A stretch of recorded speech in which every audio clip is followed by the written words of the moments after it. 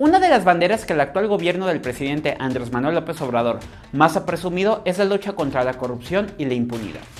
Que ya no se permite la corrupción, que ya se acabó la impunidad. Nos ha repetido el presidente una y otra vez a lo largo de este sexenio. El gobierno ya no está secuestrado, no está al servicio de un grupo, no está al servicio de la delincuencia de cuello blanco, ni al servicio de la delincuencia organizada. El gobierno representa a todos, a ricos y a pobres. Y el gobierno está comprometido a que haya justicia y que se acabe la corrupción. Pero se han preguntado, queridos amigues, si esto realmente es cierto. ¿A casi la mitad del sexenio ya no se permite la corrupción? ¿Ya se acabó la impunidad? Para responder esta pregunta vamos a analizar 3 casos que el gobierno actual presume como sus logros. El encarcelamiento de Rosario Robles, el caso de Emilio Lozoya y la orden de aprehensión en contra de Inés Gómez Mont y de su esposo. Spoiler, el león, mis estimados, el león no es como lo pintan. Les doy la bienvenida a esta nueva edición de ¿Cuál es la nota? Un espacio donde hablamos de datos, de hechos y también de derechos. Yo soy Arturo Ángel y comenzamos.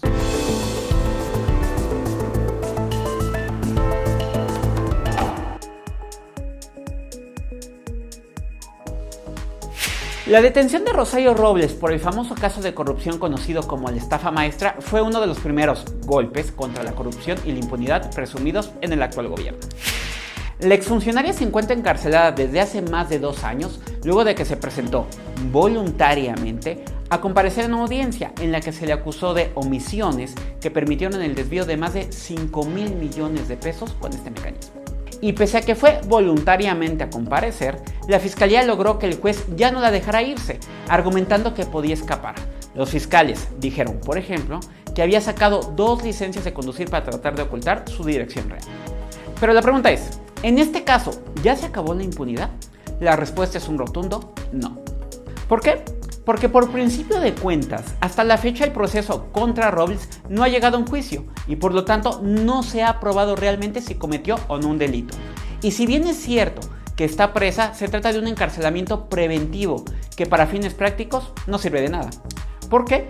Porque el caso de la estafa maestra, que evidenció un gran sistema de corrupción en múltiples dependencias con Peña Nieto, sigue sin aclararse.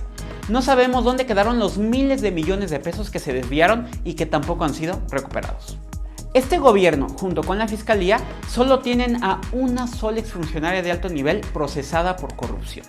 Convirtieron un caso que hablaba de todo un sistema en el supuesto fraude de una sola persona, como si fuera la estafa de Rosario y no la estafa maestra. Peor aún, utilizaron pruebas falsas para detenerla en prisión preventiva, violaron sus derechos como quedó demostrado en un amparo definitivo que ya le fue concedido la semana pasada. ¿Realmente están tratando de resolver el entramado de la estafa maestra?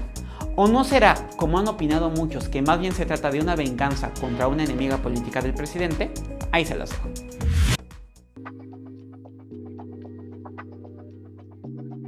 Emilio Lozoya, amigos, el exdirector de Pemex, el delincuente confeso, el soplón de este sexenio. Lozoya es, para decirlo pronto, el único funcionario de alto nivel procesado en México por el caso Odebrecht. Esta mega empresa brasileña que se dedicó a corromper a múltiples gobiernos de América Latina para obtener contratos. Pero mientras en otros países las investigaciones han ocasionado incluso la detención y el suicidio de expresidentes, en México tenemos a Lozoya, procesado pero libre. Y no precisamente muy preocupado, como pudimos darnos cuenta en estos días cuando la periodista Lourdes Mendoza lo captó cenando como si nada un patito laqueado en lujoso restaurante de Las Lomas. Emilio Lozoya está libre porque le contó una historia que al actual gobierno le gustó, que hubo un gran entramado de corrupción en sexenios pasados, que los expresidentes Peña y Calderón son criminales y que con sobornos a legisladores se aprobó la reforma energética. Pero ¿qué de todo esto se ha aprobado hasta la fecha, amigos? Prácticamente nada. Con excepción de un ex senador, no hay ningún funcionario de alto nivel procesado gracias a la fantástica historia cantada por Lozoya. Y por lo tanto, hasta la fecha, no se ha justificado el trato privilegiado que le han otorgado. Lozoya, además, tiene encima múltiples denuncias en su contra de la auditoría, de la Unidad de Inteligencia Financiera y hasta de Pemex, por fraudes que superan los 20,000 millones de pesos, denuncias que la Fiscalía, para variar, no ha resuelto. Así que mientras se define si perdonan o no a Lozoya, Mientras se buscan por debajo de las piedras una prueba sólida que le dé alguna validez a su historia, la realidad es que el caso Odebrecht sigue totalmente impune.